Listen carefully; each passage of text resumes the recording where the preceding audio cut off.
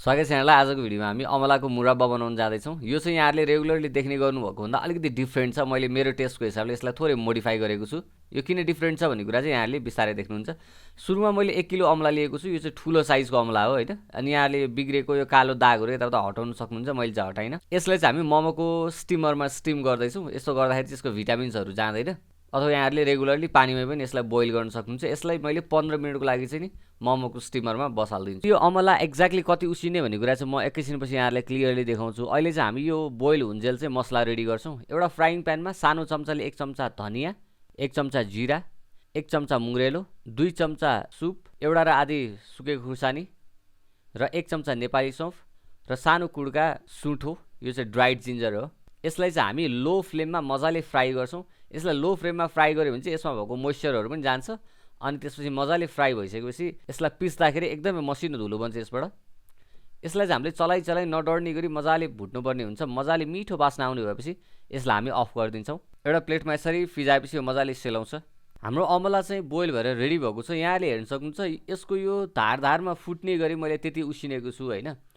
अब यहाँहरूलाई सिङ्गो मनपर्छ भने यहाँहरूले अलिकति कम बोइल गर्न सक्नुहुन्छ। यहाँहरूले कम बोइल गर्नुभयो भने चाहिँ यसको बीचमा चाहिँ यहाँहरूले फोर्कले पल पार्नुपर्ने हुन्छ मसलाहरू भित्रसम्म जानको लागि।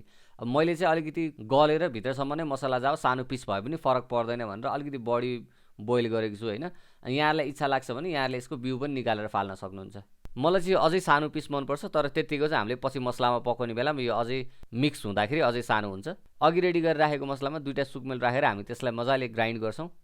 एउटा कराईमा मैले 300 ग्राम चिनी राखेँ र यसैमा 200 ग्राम सक्खर पनि राख्दैछु।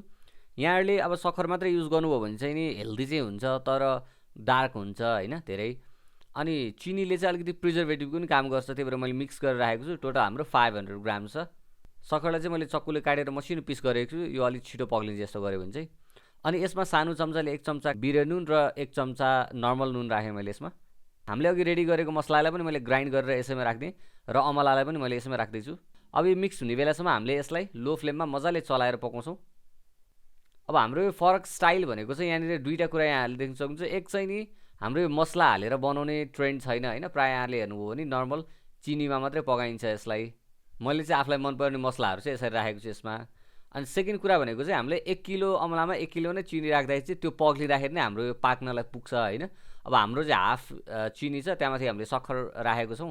यसमा हाम्रो अमला पाक्दैन। त्यही भएर यसमा चाहिँ हामीले हाफ कप जति पानी राखेर यसलाई मजाले पकाउँछौँ। अब मैले बनाउँदाखेरि चाहिँ सधैँ यसरी नै बनाउँछु हैन। त्यही भएर पानी राख्यो भनेर ढुसी आउने चाहिँ हुँदैन। अब त्यसै पनि हामीले यो वर्षौँसम्म राख्ने भन्ने हुँदैन। 1 महिनामा त्यसै पनि सकिराखेको हुन्छ।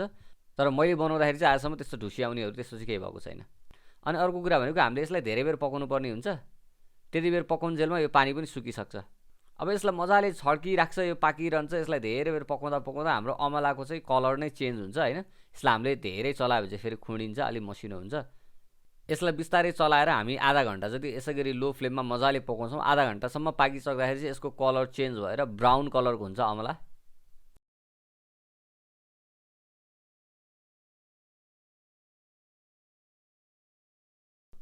यहाँले देख्न सक्नुहुन्छ हाम्रो अमला चाहिँ यसमा पाकेर हामीले फ्राई गरेको जस्तै एकदमै ब्राउन कलर आइसकेको छ हैन।